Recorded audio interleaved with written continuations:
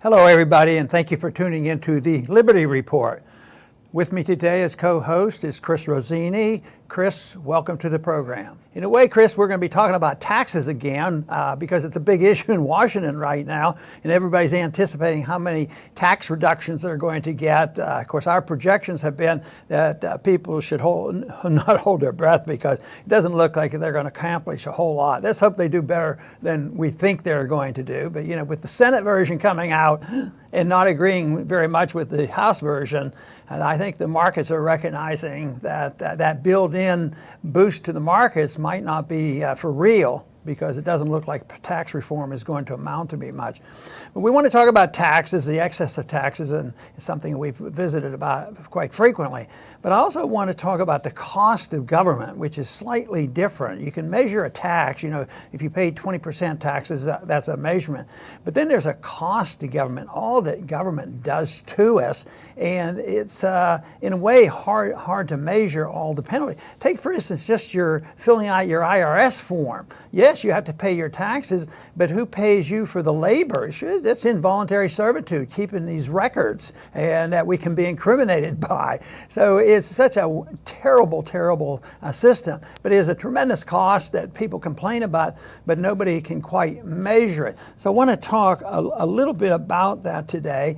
And I want to start off with talking about double taxation. We've heard about that because sometimes if you're working in a corporation, the corporation will pay some taxes. Then when the individual gets a paycheck, then they pay taxes again. So the same generation of new funds is taxed twice. And that's one form of double taxation. But also, what about the inheritance tax on principal? They're talking about that in Washington, but what if a family saves a couple $1 million and builds a business which is over many, many years, and it's worth some money, and they paid for it all after tax money, and then to pass it on, of course, you pay taxes again. That means that the government owns this property. And unfortunately, that's what the income tax tells us. The income tax makes the assumption that the government owns us, and they tell us how much we're allowed to keep. So this is a form of taxation that is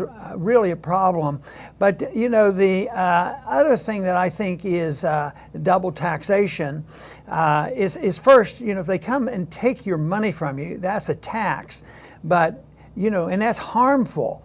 But almost inevitably, when they spend that money, that's when we hit them again, hit all the citizens again, because they're going to get something that they don't need or they can't afford or it's inefficient or they distort the markets, but they're always giving you something for free. They're going to give you free medical care and free insurance and all of these things, and yet it's going to make it much worse. So it's the whole principle. But basically, I see the problem going on in Washington right now is the fact that they're talking about taxation, which is very important, because if we had our type of government, we wouldn't have to talk about this. And they don't talk in a serious manner on why they're talking about taxation. They talk about taxes because they're trying to figure out how can we further deceive the people, how can we borrow and inflate the currency, without stressing, the system.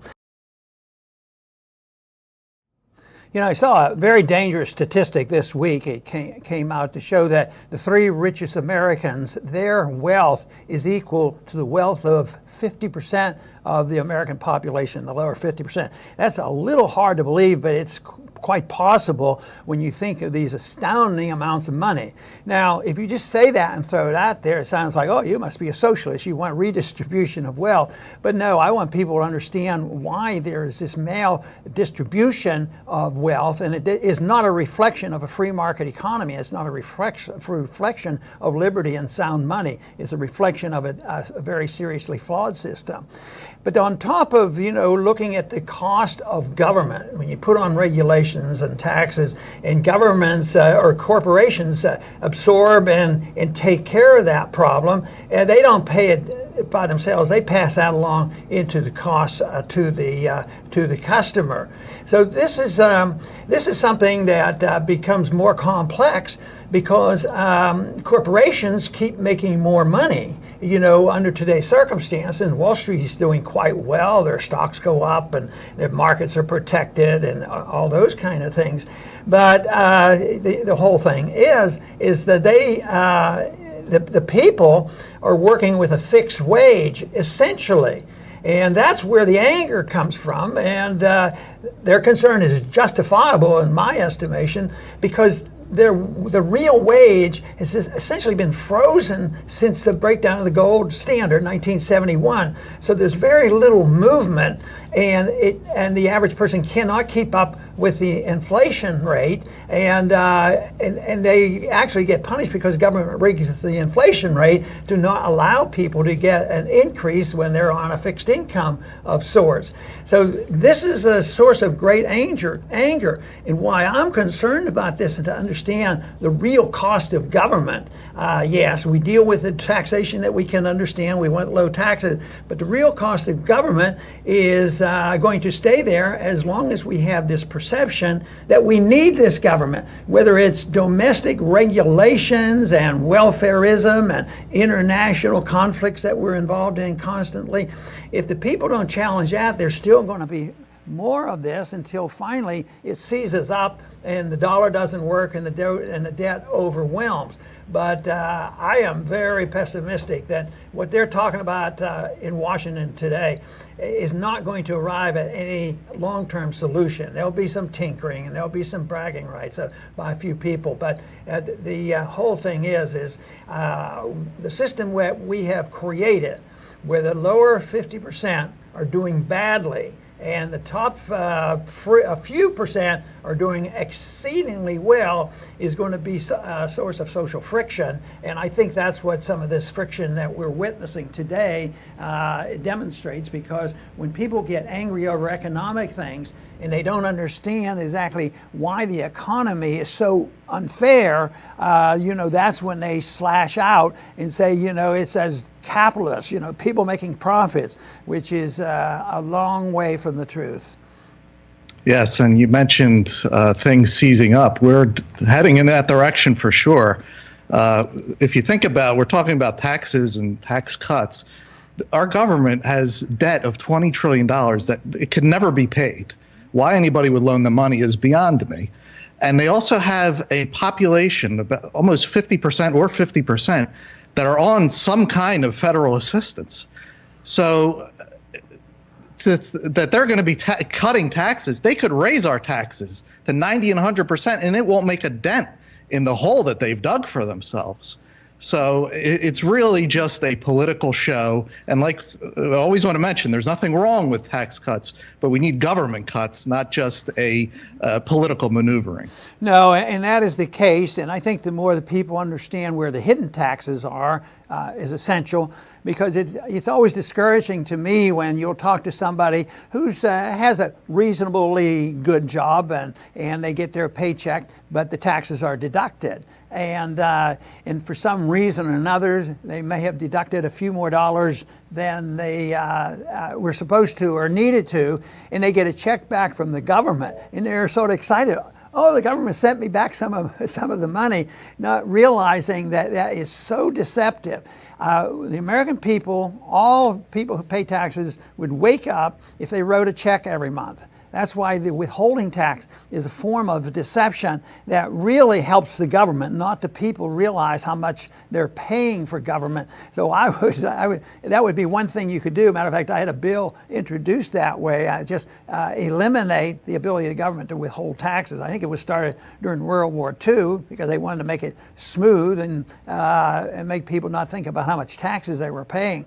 But I think people don't realize how much they're really paying when you add that on to the cost of government and all the other invisible taxes. Just think of the import taxes, the tariffs that go on, and there's some people arguing for more. That all gets passed on to the consumer. That all gets on to this lower 50%. They have to pay more for goods, and the jobs don't seem to materialize to compensate for the higher cost of living. Yes, and one area where people think that government spending is a positive, And they'll think, oh, well, Trump will spend $1 trillion here. That's a good thing. Well, no, it's not, because government spending crowds out private spending. You know, the people that are actually doing things for us, all the stuff that we see around us and the services. Government spending crowds that out. So if, what happens is if somebody has an idea or a project and they don't get private investors who they don't think they'll get money, they'll go to the government and get the loans there. But that every dollar that's used for these bridges to nowhere crowds out resources and dollars and labor to something productive. So government spending is a tax. These are unproductive things. Just because someone is digging a ditch and another one is filling it in and it's called a job, it's not productive. But government makes it like, look at all these jobs we created. So these are the hidden ways that government gets back at us. The other thing that's been going on, especially since 1971, because the currencies of the world have all been fluctuating, but the dollar has been the reserve standard, and we have been benefiting by that, ability to print the reserve currency of the world.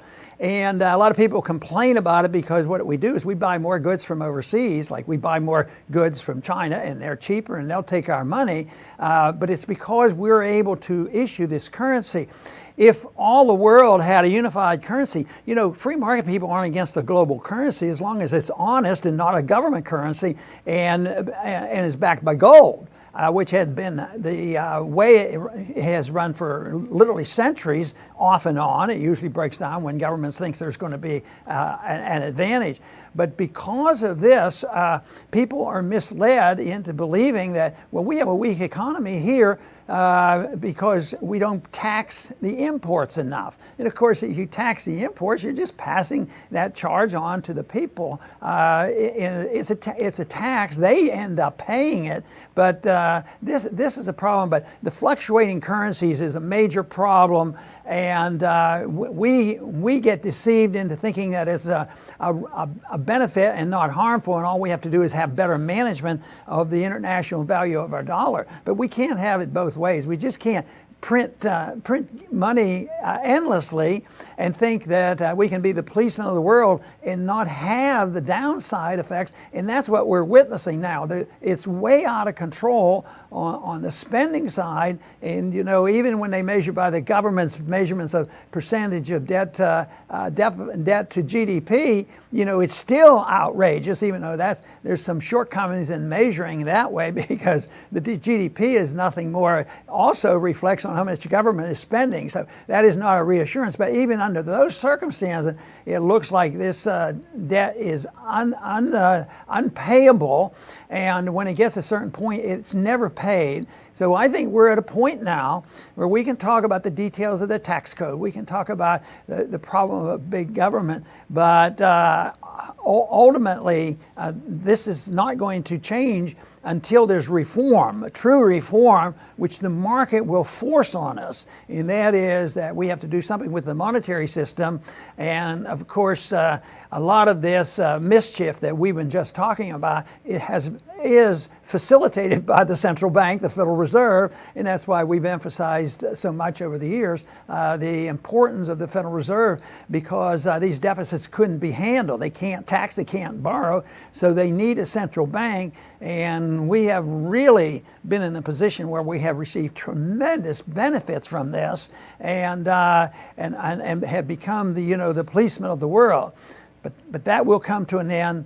The deficit will be liquidated, always is. The question is, how will it be? Will the deficit be liquidated by us paying off in a conventional way, like an individual would have to, or even a local community should?